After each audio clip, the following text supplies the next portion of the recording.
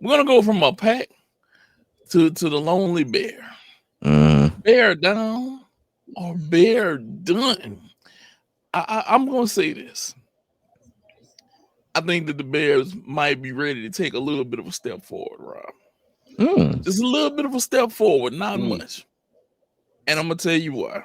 I've been looking at this. I've been thinking about this for a while. I think this is gonna be the chance where Caleb Williams is gonna put his foot down. He's gonna bury his foot and he's gonna say, "Hey, I gotta help this team make a push. I gotta show that I'm going in the right direction." You know, because right now his biggest enemy is the LSU great that came out last year, Jaden Daniels. Okay? Yeah. Because everybody's looking at him and like, you're number one pick. Look what he did over there. You're number one. He wasn't number one, but look what he did. Very close to you, but he wasn't number one. Nelly made a song. I am number one. No matter how you like it, you take it, sit down and write it. And three nobody remembers. Right now, he looking like three that nobody's gonna remember. I think that he has to push forward, bro. He has to push forward. They're trying to put weapons around you. They're trying to get your line together. You have to show some type of fight this season. Okay. Now, in my opinion, Luther Burden, the rookie, from the Lou. Thank you. He has to be the difference maker this year for them. He has to have an Xavier Worthy S type first season to show you that we're going in the right direction. I'm sorry, DJ Moore. I don't believe in you as a number one, my dude. I just don't. Not either. Maybe a 3, a 2. I could maybe see you there. I don't see you being the number one guy. Luther Burden has to be the number one guy right now for Caleb Williams. He has to come out there. He's going to have to get catches. He's going to have to. I'm going to make a bold prediction right now. Caleb Williams has 3,500 plus yards. Luther Burden is going to have 1,000. He's going to have 1,000 this rookie. Do you think he has to be the number one? Okay. Yeah, I was say, do you think he has to be the number one over Rome Odunze? Yeah. Luther Burden, I feel like his box office to me. Rome has a bigger body size because it's 6'3" versus 6 foot. But I think Luther has everything to be better than him.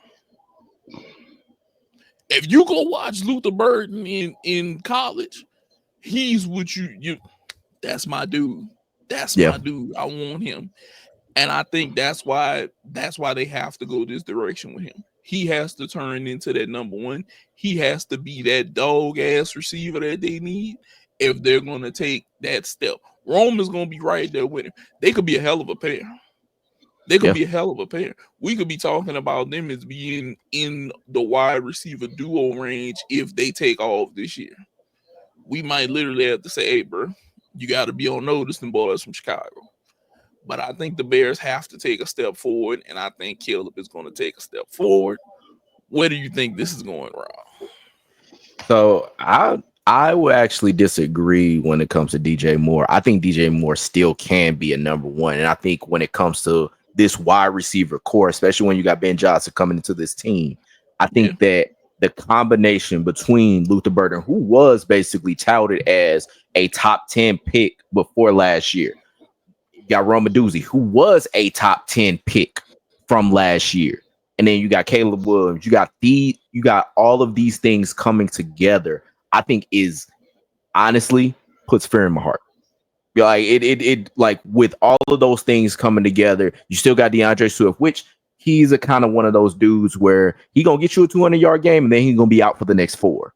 Like it, but do you want to be on the receiving end of that 200-yard game? Like they added Colton Loveland, they still got Cole Kmet. Like this is a team that, like, for me, I am more fearful than what I was before. However, it's still the Bears. Granted, they still got, Jonathan Owens from the Lou. And so they still got like cats on this team that basically is like, all right, even on the defensive end, like we'll see how that goes. Like that might be where we have a chance. Like Kyler Gordon, really good corner. Like can we take advantage of like some of the other cats on this team that or like Jaquan Brisker, like take advantage of like Tyreek Stevenson that basically was notable for like you talk about Jaden Daniels, like basically losing that Commanders game. Can we take advantage of this defense? Because like offense, if they could really be clicking, like in a year or two, this might be one of the best offenses in the league. Like this, they have that potential. But yeah, like I think I'm more, like I said, I'm more fearful of what I was before.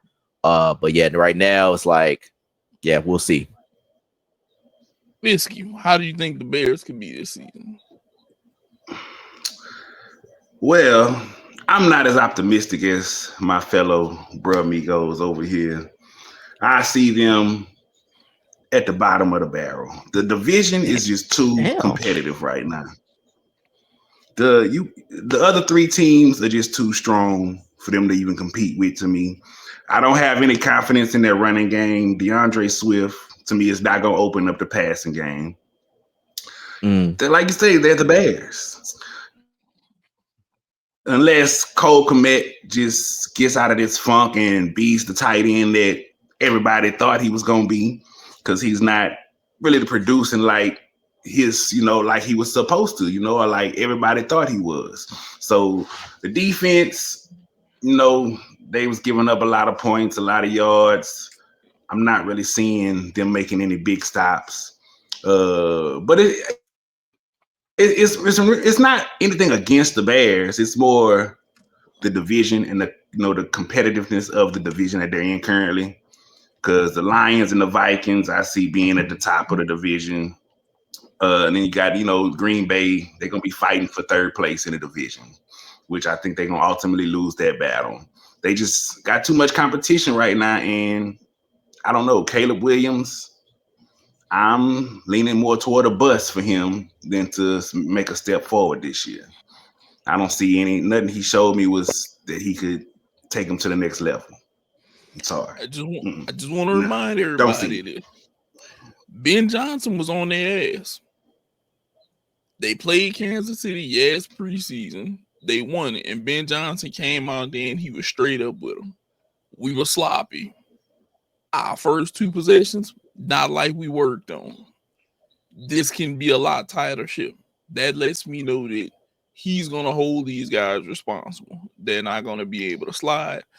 I think that by the time opening day comes up, or at least within the first couple weeks of the regular season, they're going to have this ship going the right way. It's going to be about schedule and if they can pull out wins. And if they can pull out wins, this could be scary. That's what I'm going to say about it now.